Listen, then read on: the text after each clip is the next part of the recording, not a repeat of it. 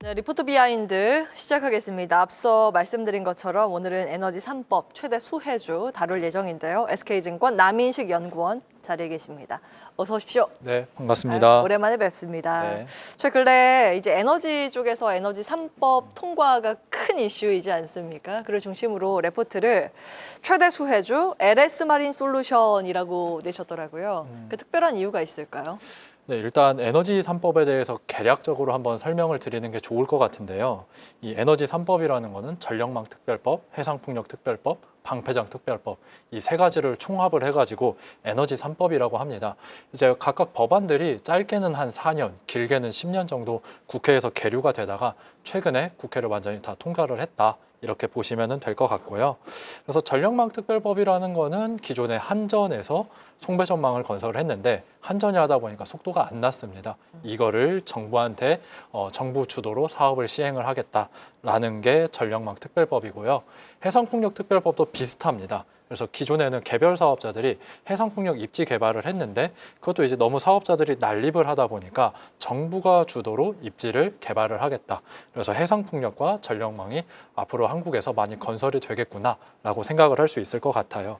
그래서 이제 LS 마린 솔루션이 가장 수혜를 볼 거다 이렇게 볼 수 있을 것 같은데요. 일단 LS 마린 솔루션 약간 처음 들어보셨을 것 같아가지고 간단하게 설명드리려고 합니다. 그래서 LS 마린 솔루션은 포설선이라는 선박을 운용하는 이제 회사입니다. 잠깐 나왔던 이제 자료 화면 있었는데 포설선이라는 거는 특수목적 선박인데 해저에 전력선과 통신 케이블을 건설하는 이제 시공을 하는 선박을 이제 포설선이라고 합니다. 한국에서는 이제 거의 많은 회사들이 없고요. LS 마린 솔루션 정도만 유의미하게 사업을 하고 있다라고 볼 수 있겠습니다. 저 선박을 만드는 거예요? 아니면 케이블 쪽을 담당하는 거예요? 저 선박을 운용을 합니다. 그래서 운용사. 네, 예. 만약에 뭐 통신사에서 통신 케이블을 설치를 하고 싶다라고 하면은 네. LS 마린 솔루션한테 의뢰를 하는 거죠. 그러면 이제 설치를 해줍니다. 예. 그 해저 케이블이라고 하면 그 바다 밑바닥에 까는 거잖아요. 네, 그 케이블 깔 때 필요한 선박이라는 말씀이에요? 맞습니다. 포설선이? 그래서 이 케이블을 깔 때 한번 땅을 정리를 하고 케이블을 설치를 하고 다시 땅을 매립을 해야 되거든요. 네. 특수한 이제 로봇 같은 것들도 이제 아래에다가 투입을 합니다. 네네. 그런 선박을 운용을 하는 거죠. LS 마린 솔루션은.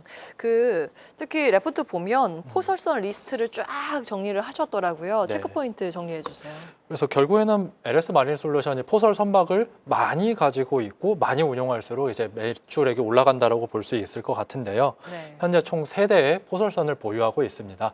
조금 비하인드 스토리를 말씀드리면은 2020년에 지금 보시는 리스펀더 같은 경우는 화재가 발생을 해가지고 2020년 같은 경우에는 이제 좀 화재 사건 발생해가지고 2대만 운용을 했었거든요. 네. 근데 LS 마린 솔루션이 원래는 KT 그룹이었는데 LS로 넘어오면서 GL2030이라는 선박을 따로 유상증자를 받았습니다. 그래서 지금은 총 3대를 운영을 하고 있고요. 네. 아직은 정해지지는 않았지만 신규 선박을 2027년에서 2028년에 한 대를 이제 인수받을 예정이고요. 예. 그래서 앞으로 지금 총 선박은 3대 있고 조만간 한 대 더 늘어난다. 이렇게 보실 수 있겠습니다. 이제 곧 4대로 포설선 가지고 이제 해저 케이블 까는 사업을 하게 되는데 네. 그 이번에 해상풍력 특별법이 통과되지 않았습니까? 그래서 네. 그에 대한 뭐 기대해 볼 수 있는 영향력 부분은 어떻게 분석하고 계세요? 결국에 해상풍력특별법이 통과가 되면은 한국에서 해상풍력 발전 단지들이 많이 파이프라인이 있는데 더 빠르게 개발이 될 수 있겠죠. 그러면 해상풍력 발전 단지 우리가 머릿속으로 생각을 해보면은 발전기들이 여러 대가 있습니다. 그 여러 대들을 다 전선으로 엮어줘야 되고 그걸 육지까지 또 전선을 연결을 해줘야 됩니다. 네. LS 마린 솔루션이 하는 일이 많아질 수밖에 없는 거죠. 그래서 그 전력 케이블을 더 많이 설치를 해야 되다 보니까 네. LS 마린 솔루션이 수혜를 볼 수 있겠다 이렇게 생각할 수 있을 것 같고요.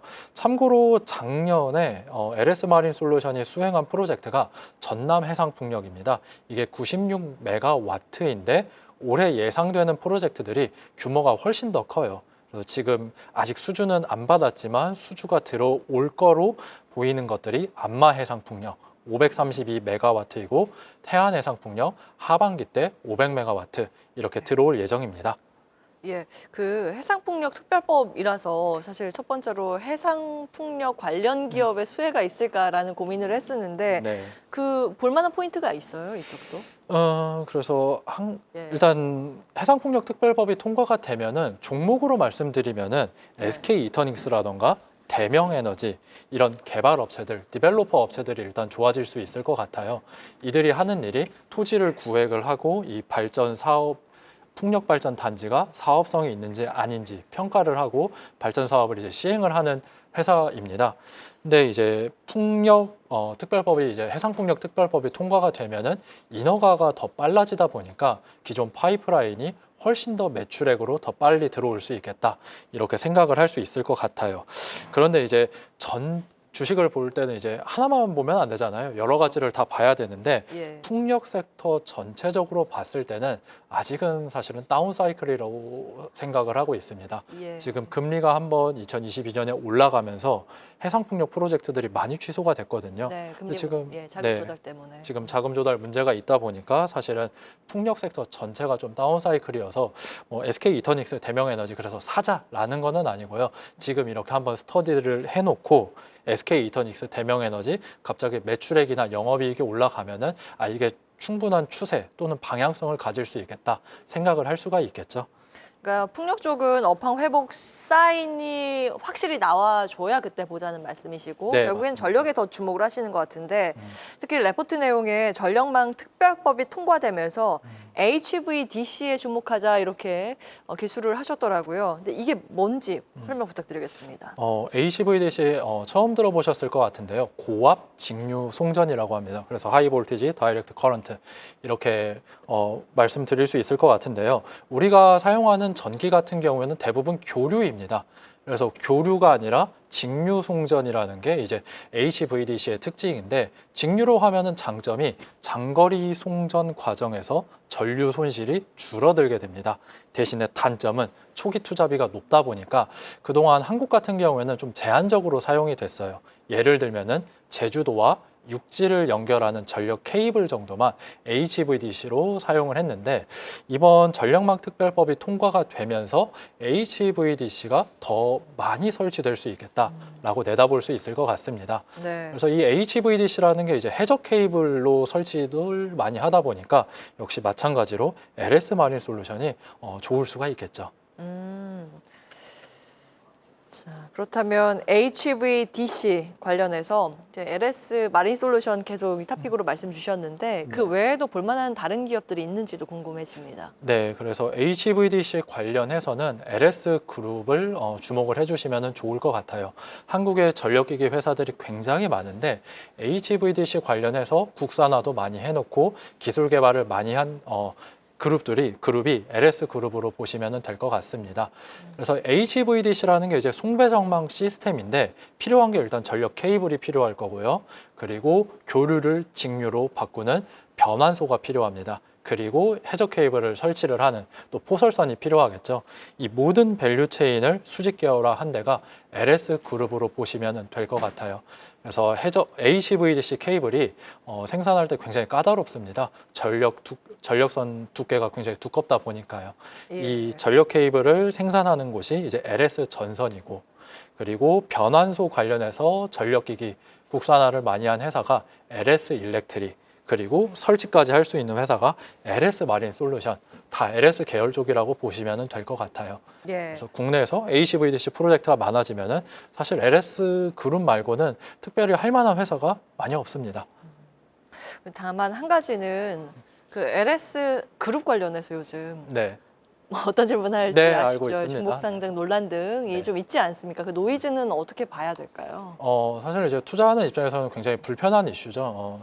대주주가 이제 물적 분할이라던가 중복 상장에 대해서 개념치 않아 하고 있으니까요. 근데 얼마 전에 이제 상법 개정안도 통과가 됐다 보니까 이렇게 소액 주주의 가치가 침해되는 경우는 조금 가능성은 많이 낮아졌다라고 볼 수 있을 것 같고요. 그리고 최근에 이제 호반에서도 지분 매입이 들어왔다 보니까 이렇게 물적 분할을 함부로 할 수는 없을 거라고 보고 있습니다.